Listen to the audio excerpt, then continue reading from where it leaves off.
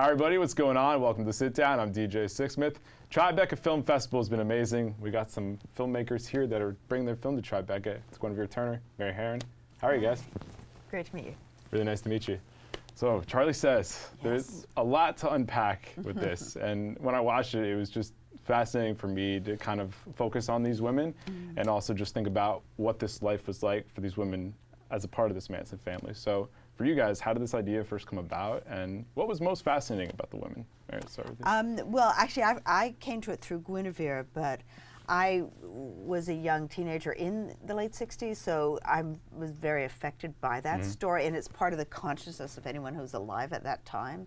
And the sort of trauma of seeing these kind of young, innocent hippie girls being involved in gruesome murders, and the shock of that, I think we're still processing how and why that happened. Yeah, 50 years later, we're still processing that. So for you, I mean, I read your New Yorker piece. This is obviously a personal thing for you. So when you first come about this idea, how did it all go down? I just, you know, it's well-tried territory, the Manson murders, the whole, you know, cult and the shaved heads and the, you know, the crazy women. And you know, when the producers approached me to write the story of the Manson girls, I was like, hold up, I have a whole other layer that I could bring to this, which is, you know, my own upbringing, which was not entirely like the Manson family, but a lot of similarities. Sure. And I feel like I brought a lot of that texture to the movie. Yeah, and it's interesting. I didn't realize that when I first watched the film, and I'm just watching things going on at the house, and I'm just like, this feeling, like it really makes you feel as though you were there. Yeah, the day-to-day texture of life is something that Guinevere really brought to it. You guys really nailed that. Even just the music, the lighting, like there's just a certain feeling. So how did you translate your experience into that set? I'm gonna cough right now. Sure. Sorry. You're good. Almost. How did I translate my experience into that? I think a lot of it actually has to do with the fact that Mary and I are friends, and this is our third movie together. So Mary had heard me talk about this for a really long time. So I think that you also sort of had internalized the sensibility that I've been talking about, making all of those aesthetic choices as a director. And to me, for me, it really was about the sort of cults are sensational. The word cult is sensational, and sort of breaking that down to its little, like, you know, day-to-day bits, to me is really interesting because you know, Beyonce is brushing her teeth right now. Do you know what I mean? Like, just like even the biggest, most huge things, you know, break down to these little moments of just like everybody else. Absolutely. Yeah, and even the scenes in prison that you guys are flashing back and forth, I mean, these women are still singing, they're still talking about what Charlie says. It sticks with them. And that, you think about the acts and the crimes, but there's just so much more to unpack with all that. Yes, and that 3 years after the trials, because the women were kept in isolation units, they're still living in the world of the ranch. They still believe everything Charlie said. And it took, you know, an outside visitor that we dramatize, that is a big part of the storyline, to try and break down their brainwashing and the ideology that they've been set in.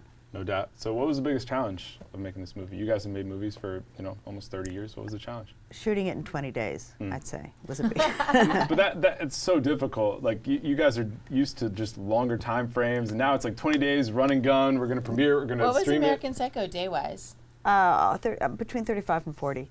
But I mean, you know, in some ways, because the material's tough, and I always prefer to shoot both sex and violence quite fast. I don't want to make people do those kind of scenes over and over. There's a sort of climactic scene at the end, which is probably the most sort of brutal scene, and involving Hannah Murray's character. And we shot that in one take. We had one take because we couldn't reset the blood. You know, that's how fast our schedule was, and they were going to pull the plug on us. So in some ways, it's like when you have to shoot such a tight schedule, everything goes into the moment. Definitely. You know. And you guys are also dealing with other films that have been made, other stuff's coming out because it's the 50th anniversary, so there's a lot of different factors here. So I'm sure that weighed into it as well. Yeah, I don't think that any other film will focus on the story of the women in the way that this one does. And in a way, there's a lot of, for such a such familiar material and such kind of iconic story as Charles Manson, there's been amazingly little attention to the lives of the women, and the big question I think, which for us, is how did they come to do what they did? Yeah, how to track that. It's so easy to just focus on him, put him in a box, and just say, oh, these women followed along because X, Y, and Z. Because they were like zombie cult followers, right. But actually, they didn't start out as zombie cult followers. So how did they, how did they become that? Yeah, that was very much my project in writing it, is sort of not putting them at arm's length and saying, here's these weird women who did this thing. More saying, here's some people who are kind of just like us, or people we know who got sucked into this. Right. And that's such a simple thing to articulate when I say it now, but it's such a complex thing to draw an audience into. Like, can you come with me on this journey where you are like, oh yeah, like that looks fun. That looks fun. I can see how that might have been like, I don't really like that, but I'm still hungry and I love that acid, and like I get to have sex with that person, and all of a sudden you're killing people. Yeah. You know what I mean? Yeah. Step by step, you lose your sense of self, and you give up your will to a kind of charismatic leader who tells you what, first it's a good idea to lose your inhibitions and you're all free and it's just love here.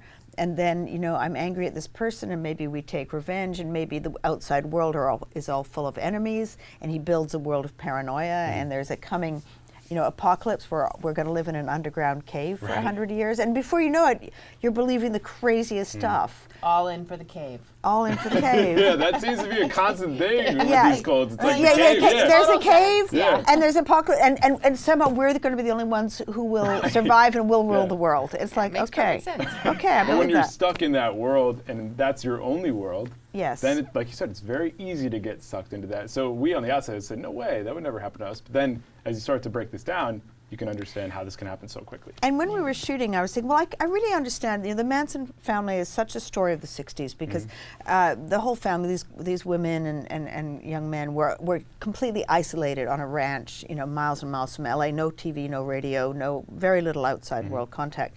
So that explains how they got into this crazy mindset. But actually, there's loads of cults today when people have access to cell phones and the internet, and so there's something else going on about people somehow feeling so insecure or at a loss that they want a very dominating, charismatic person to tell them what to think. Yeah, and if somebody taps into that part of your personality, if you're seeking attention, or if you haven't had something that you're looking for, and it seemed like he was able to do that with some of these women, Yeah, and they did think, and they thought he was Jesus. We try and do that in terms of how to the filming of it. He really did present himself as Jesus. He actually did we don't film this. He did actually do a mock crucifixion at one point. Oh wow! Yeah, he did. Yeah, and he would do the same with his followers. Where I was he like, Mary, too much. We're like, too much. But like it really happened. Yeah. He would kneel down, but we do show this, kneel down before someone and like kiss their feet or wash their feet. So he would Jesus thing. That whole Jesus thing. So they thought that they were disciples, and they were with someone who was like a Messiah. So I'm thinking right now about our sort of moment culturally of fascination with cults. That's not why I came to this project. It's not why Mary came to this project, but it feels so like it keeps ramping up. Like, it's a thing, why are we so interested in cults right now? And I'm asking the question to us and thinking about it, and I think that just like the Me Too movement, it's not that it just started happening more.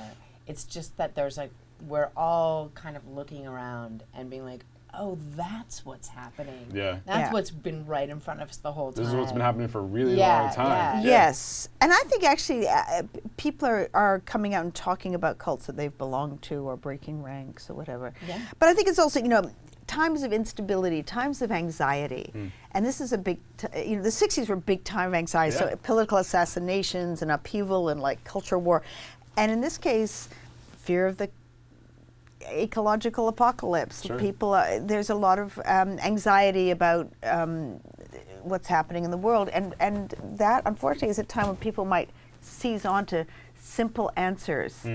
and people who seem like strong protective leaders who are actually manipulative psychopaths.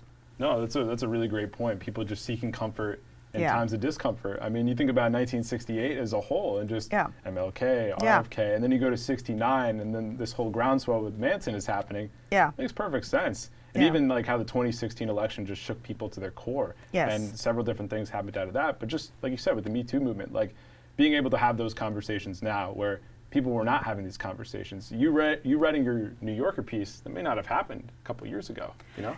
Or have such a big public response. Yeah. Because I think one of the things that if there's something good to come out of this is that it really helps to discuss mind control. Mm-hmm. It really helps to discuss how people stop listening to their own conscience. Like the voice that's saying, maybe we shouldn't be doing this. Maybe we shouldn't go to those people's houses and scare them, you know. Just don't turn that voice off in your head. Yeah. That tells you not to do these things. We need that moral compass, Yes. you know? Right, and at the same time, you know, if you presented me right now with an alternative community that I could live in, where I could just, you know, be completely eco-responsible and sort of like not have to deal with president every day. Right. I would be drawn to it in this moment because It's very safe. You know, just be like, okay, you know what? Let's actually start to create a society that is against everything. That is really, really, you know, this boulder coming at us, Indiana Jones style. You know, I mean, I feel I'm very cult ready right now. Yeah, except that then people form what they hope is little idyllic communities, and then power and the more isolated a community is, it seems, the more easy it is for one dominating person to take them over. There's no such thing as utopia. Unfortunately. Yeah, and even this conversation in the past is like, no, I don't want to talk about Charlie Manson, or it's just some people are just like, I can't even get in that headspace, but it's just like, let's lay it all out there. Here's the guy that he was. He did awful, terrible things, but at the same time, here's the reason why he was able to bring so many people into his whole world. And also, to understand that a little bit. Yeah. and also there is a codependency. Yeah, It's the followers who enable him to do terrible things, Absolutely. and so we need to look at why we follow these leaders. Definitely. So when I think about your careers, it seems like you guys have dipped your toes in some really interesting spaces. I mean, almost, what now, almost 20 years since American Psycho at this point? Yes. So it must be pretty fascinating for you to look back on that film, kind of see how things have changed. So what are some of the biggest changes in the industry that you see since then? Well, the industry liked American Psycho about 10 years after we made it, which was fun. It's always interesting when that happens. Yes, yes. It wasn't really super well loved. No, when not it at all. came out. Very mixed response. So that's that. So what happened after 10 years? Like, what happened after 10 years? I think people who initially didn't know how to read it, partly because it's a mixture of sort of comedy, satire, and horror, and a lot of the things that people really love about that film are actually the scenes that are funny, are absolutely. And when we first premiered at Sundance, you know, the only people laughing were our little group who knew that it was supposed to be funny, but people were like, you know, at the end it was this like, is dark, yeah. Like, They did- you know, what was that? well, how should I react Like, to this? That's hilarious. And then finally, you know, I think people debated it online, and people started to find a way to look at it, you know, and to enjoy it. And I also think the culture has not changed that much. I think now people don't openly say greed is good, but the culture's still saying greed is good. And people, and actually, someone like Patrick Bateman would be making even more money now. No doubt. Yeah. Now I remember when I first watched the movie and I was just like, oh my gosh. But that's one it's sticking with you. Like there's so much stuff out there that doesn't cut through. That movie cut through.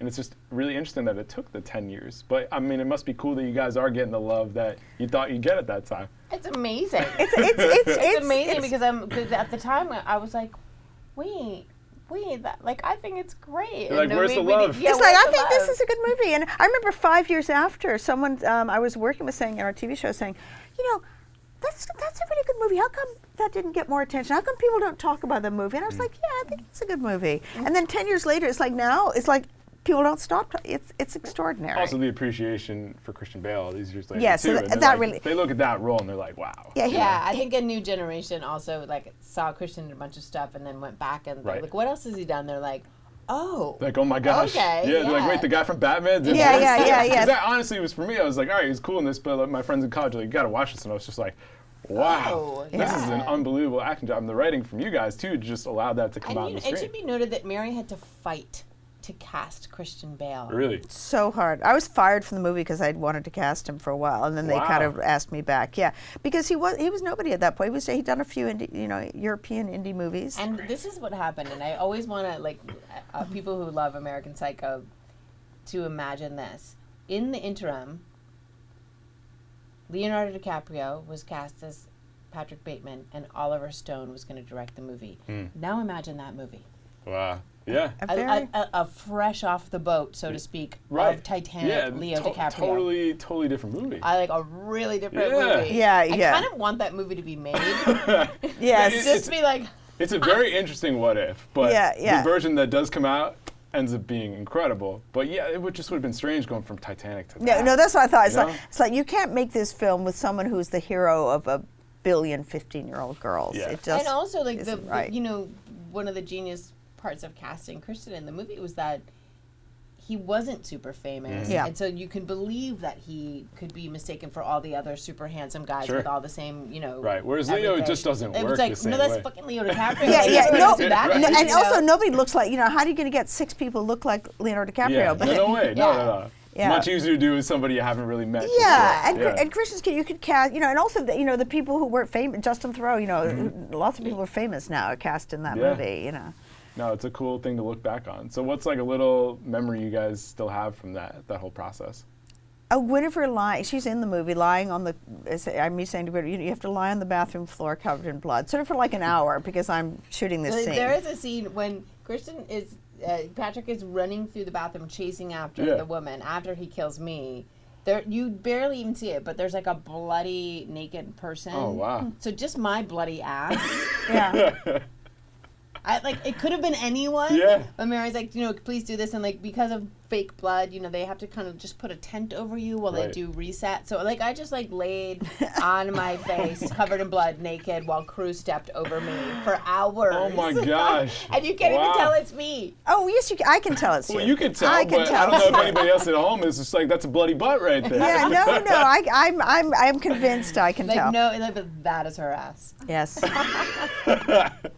Wow. I mean, that's a great introduction to somebody. It's like, hey, have I seen your work? Like, yeah, actually. Have you seen my bloody ass? This one scene. Yes.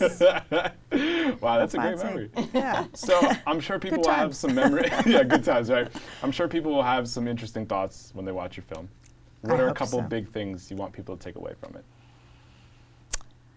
That the women were not psycho zombies. They were vulnerable human beings who ended up in a monstrous place.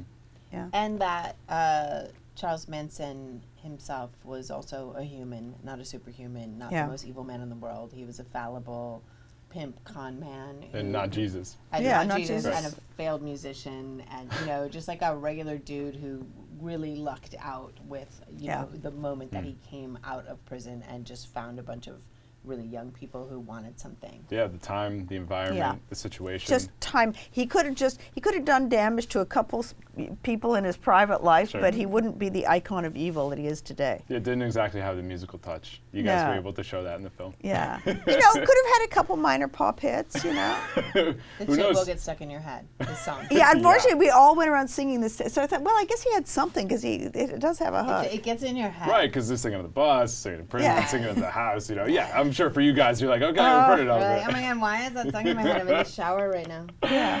Well, guys, it's been an absolute pleasure. Why don't you tell everybody where they could check out the film? All right, yes. Check out our film. Being released in theaters May 10th. And on digital platforms, May 17th. There you have it. Mary, Thank you. whatever, guys. Great, that was really fun. All right, thanks so much. Thank you, See you next time. Okay.